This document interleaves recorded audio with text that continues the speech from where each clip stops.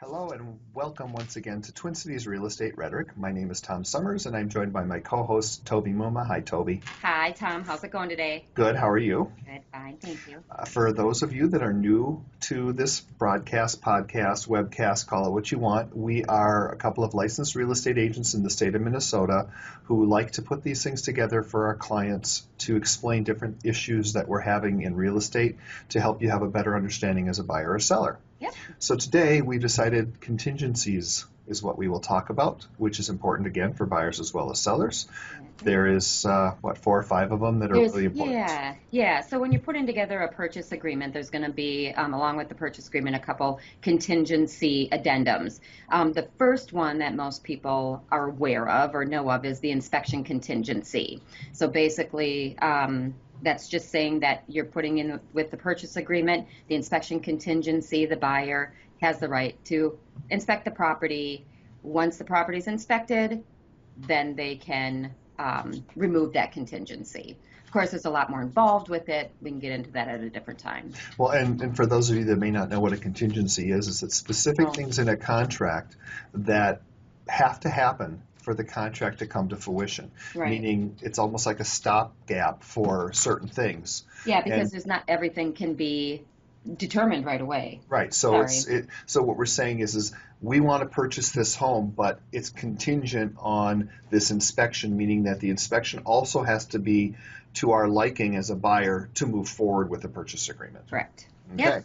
All right. So second one would be if you are purchasing in a townhome or a condo or a neighborhood that has an association. There are association documents that go along with that home, and the buyer, or the seller is to provide the buyer with the association documents as well as financial information on the association that they are able to review and basically sign off and say, yes, I agree with all of these rules for this new property I'm buying. So then, essentially, when you get these from the seller, the buyer has 10 days to go through all of this documentation. And if at any time during that 10 days they don't like what they see, you can back out of the purchase agreement. Again, another contingency. Great. And then we have also, this is one that comes up every once in a while, but it's a sale of the buyer's property. So if a buyer's putting a offer in on your seller's property, but they still have to sell their property, whether it's on the market or not, it is going to be a document that they're going to put in saying, you know, I want to put a purchase agreement in on your property, but I still have to sell my property, and I have a certain amount of time. If another, well, I'm sorry, I can't explain myself. You continue.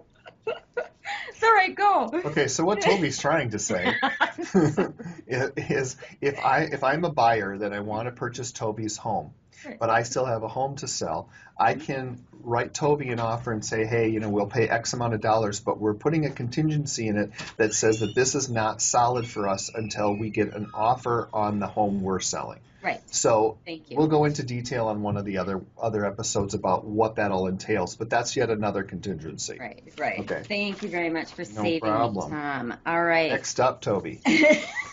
Next, we have financing. Okay. Pretty much every purchase agreement is going to be contingent on the financing. And whether it's a conventional mortgage, FHA, DVA mortgage, there's always going to be a contingency stating that basically if the buyer cannot secure the financing needed and the purchase agreement doesn't close on a certain date, that the buyer can walk away from the property. Right. There's obviously a lot more involved in that. Don't take that as the final word, but Just basically look for, that is a contingency that's going to be out there, and then we can go into further detail on that. And we'll do a video for that one as well. Yeah, So basically, there's always that financial contingency, so it deals with earnest money and all of that other stuff. Right. Okay. Yep. And then you have one more? I do. You know what? This is if you're purchasing a property that has some acreage or even there's other parcels that have septic and well. Those are going to be contingencies as well. So the seller that's selling the property, they most likely will have to have a subsurface sewage treatment inspection done, as well as a well certification, whether it is a sealed well. It could be a property that was built in the 1960s and it has a sealed well, or if it is a, currently working well, an inspection needs to be done on that too. And so that's another contingency. Yeah, and it would be like essentially contingent upon the results of those particular tests. Yes. And then there's one other one I would like to add, which is a miscellaneous contingency. Yeah. And these we don't see very often, but essentially what those are is let's say we write an offer and it's a acreage property. 10 of it is on the land or where the house sits, and 10 of it is attached, but they're currently renting it out to a farmer. Sure. You could put a contingency in that says this purchase agreement is contingent upon information regarding how long the lease is for, what's being paid. So you can also have general contingencies for just about anything. Just finding out, determining things, or if there's, But the first 5, though, that Tovi mentioned, those are the most common. Right. So we hope that helps a little bit to understanding. We will have other videos that go into details, so just look for them on our page. Yeah. Twin Cities Real Estate Rhetoric on Facebook, and you can also find it on YouTube as well.